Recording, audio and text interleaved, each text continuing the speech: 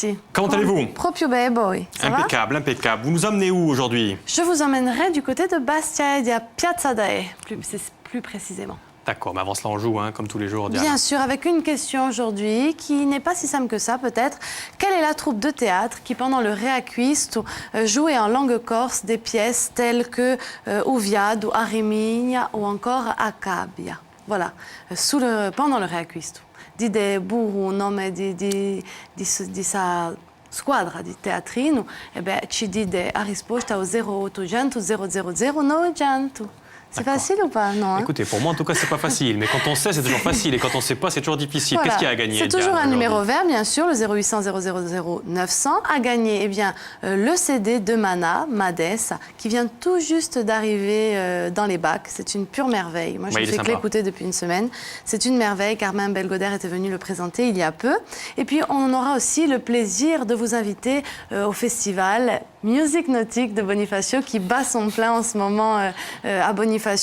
C'est un splendide festival aussi avec une programmation très riche. Vous allez du jazz manouche au chant corse. Etienne Madialès ont fait aussi une très belle apparition remarquée. C'est jusqu'au 21. C'est jusqu'au 21. C'est jusqu'au 21. Et puis il y a notre partenaire du jour aussi. Bien sûr, un bon d'achat pour vous rendre dans les établissements Carrefour. Finosel, Ajaccio. Excusez, on ne dit pas le rayon non plus, non. Voilà, non, pas question. Alors nous partons en voyage. Allez, nous partons puisque nous allons tout simplement du côté de Bastia pour suivre la dernière édition du Biomercado avec l'équipe de We Got Prod. Vous savez, les jeunes insulaires très créatives que l'on peut retrouver sur le net. Eh bien, c'est l'association Girasol qui est spécialisée dans l'animation des quartiers anciens de Bastia qui a proposé le Biomercado. Elle a imaginé ce concept pour un petit peu revitaliser l'ancien et donc il propose un marché avec coprodotti, cioè dire des autoscales. Et donc cette manifestation qui a été très bien remarquée. Oui, on l'a vu tout à l'heure déjà dans Mandia. Il y avait Faustine qui nous a fait des tartines. Alors aujourd'hui, Faustine faisait des tartines. Elle fait de moins en moins de choses. Eh bien, les jeunes créatifs de We Got Prod ont suivi pour nous la dernière édition de ce Biomercado. On retrouve tout de suite ce sujet, on va les suivre.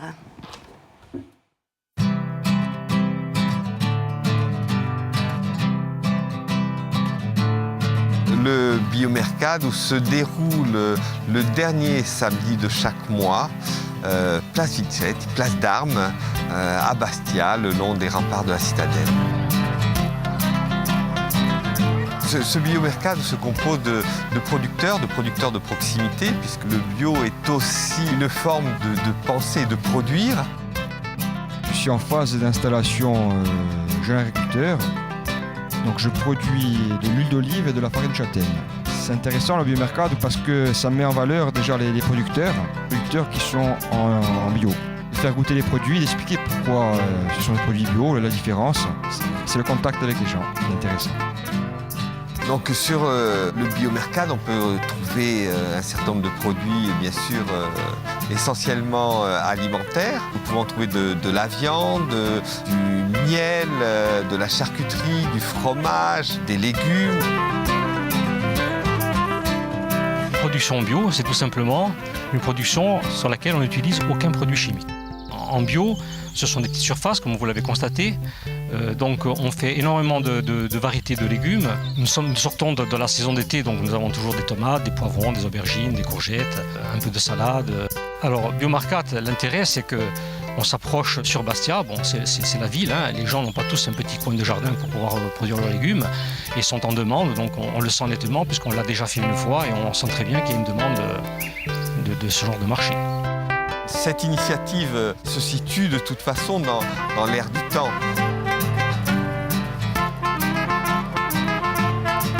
Les consommateurs ont de plus en plus une exigence de qualité, d'avoir une consommation alimentaire qui est bon pour leur santé.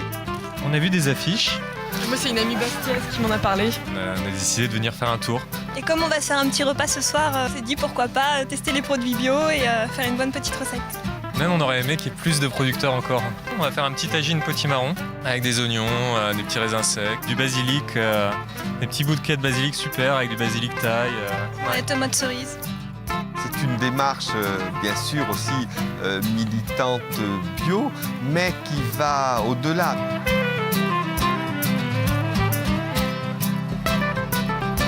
le biomercado est un moyen pour nous d'animer la ville ancienne et de faire retrouver à cette place sa vie. C'est pas mal du tout, Diane. C'est splendide. Et le prochain Biomercado se tiendra à la fin du mois d'octobre. Je vous donnerai la date plus précise, donc d'ici peu, fin du mois d'octobre. Et donc la bande de We Got Prod, vous pouvez la retrouver, vous l'avez compris, 24 heures sur 24 sur leur site internet qui est très simple à retenir, www.wegotprod.com. Ils sont, vous l'avez compris, spécialisés dans la couverture des événements culturels. On avait vu un florilège de Porto Latine qui nous avait offert il y a peu. Et donc vous retrouvez un petit peu toute leur actualité sur wegotprod.com. Il faut savoir que ce sont que des Corses qui ont réalisé. Il y a Jean-Baptiste Raymond à la réalisation. Il est accompagné par Géraldine Orson. Ils ont créé quand même la musique de leur sujet. Et elle est donc composée par Jean-Pierre Mouradian Orson et interprétée par lui-même et sa sœur. Donc, il faudrait les inviter un de ces jours, Diane. Ils viendront. On les invite d'ailleurs. Ils doivent être en train de nous regarder où qu'ils soient. On les invitera bien sûr en plateau à nous rejoindre pour défendre un petit peu tout ce qu'ils font parce que ça doit se défendre parce que c'est très bien fait. Et Rudroem, Osper ou Dagu à Pogo. Et puis ils ont tourné en même temps que Faustine, je le répète. Si vous êtes avec nous depuis midi 5, vous avez compris que Faustine aussi était du côté du Biomercato de Bastia. Vous avez fait une petite recette assez simple d'ailleurs. Allez, c'est l'heure d'accueillir notre invité du jour, Diane. Oui, avec plaisir. Il s'agit de Jean-Pierre Giudicelli. Jean-Pierre Giudicelli qui arrive. Oh, la musique, je la connais cette musique. Salut à tous. C'est votre série préférée, Luc. Jean-Pierre, bonjour. Bonjour. On vous présente comment d'ailleurs, Jean-Pierre? Comédien? On vous présente comment? Là, je suis plutôt venu en qualité de programmateur, mais je suis comédien aussi, tout à fait. Alors, on a écouté la musique d'Hôtel Paradis, là, dont vous êtes un des acteurs. Un des personnages, oui, Lucien. Donc, on vous suit, bien sûr, sur France 3 Corse VST, là, toutes les semaines. Et je crois que la prochaine saison est en train de se tourner à Bastia. Nous attaquons le tournage demain mardi, jusqu'à la fin du mois de novembre. Pour 20 jours. On m'a pas rappelé cette année, c'est parce que ma performance n'a pas dû être vraiment convaincante la dernière fois. Vous y étiez allé, vous, Diane, ou pas? Non, j'y vais cette année. Ah, vous y êtes? Ah, ben d'accord. L'année prochaine, Luc. L'année prochaine, on fait un toc à toc. C'est vrai. Et c'est un bon souvenir, d'ailleurs. Sacrée équipe, sympa comme tout, j'aime beaucoup, moi.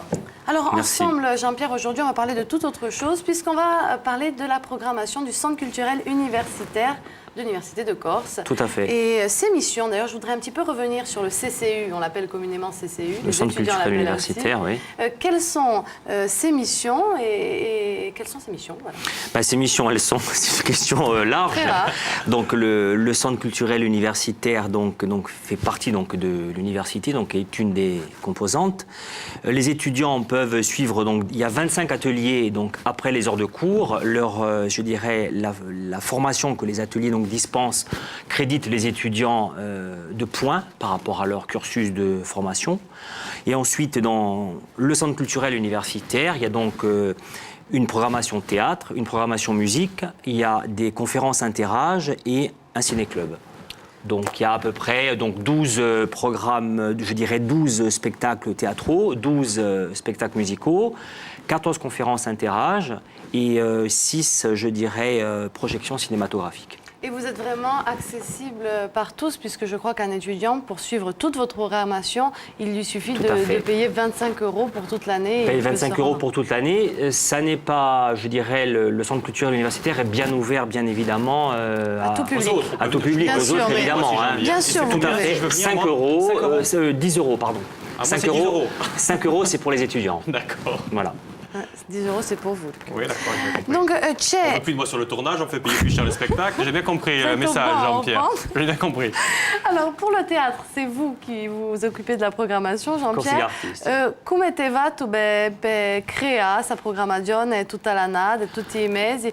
Come te va la vostra scelta? Allora, a scelta io trabalho in una di radio aggregazione insulare che si fa qui in Corsica, dunque trabalho con di radio compagnie teatrali che creano qui, compagnie approvvigionali, dunque tutti gli anni può avere tutti i spettacoli che si fanno in corso, ma anche unicamente in Corsica, perché c'è compagnie teatrali che sono in continente che vengono a lavorare qui, e di radio qui stanno a scopo è stato di avviare una compagnia italiana, posto che lavorano in un spettacolo Testa di Rame, dunque Gabriele Benucci che ha fatto la scrittura e la mise en scène, e Anna Manegui au mese di dicembre. Dunque avremo di radio alla Méditerranée, donc un spazio di radio aperto. Bon, alors on comprend bien, il y a le théâtre, il y a la musique, Ouais. les conférences et le ciné-club. Tout à fait. Il y a la musique et je crois que c'est Nicolas Sourba qui C'est Nicolas orchestre un petit Sourba peu, qui s'occupe, qui est donc le programmateur de Corsica Artisti, oui, tout à fait. Donc là aussi, c'est divers et donc varié. On ne choisit pas, je dirais, un seul type de spectacle ou un seul type de musique ou un seul genre, mais on essaye de proposer une palette très large pour que les étudiants et les gens qui viennent puissent choisir.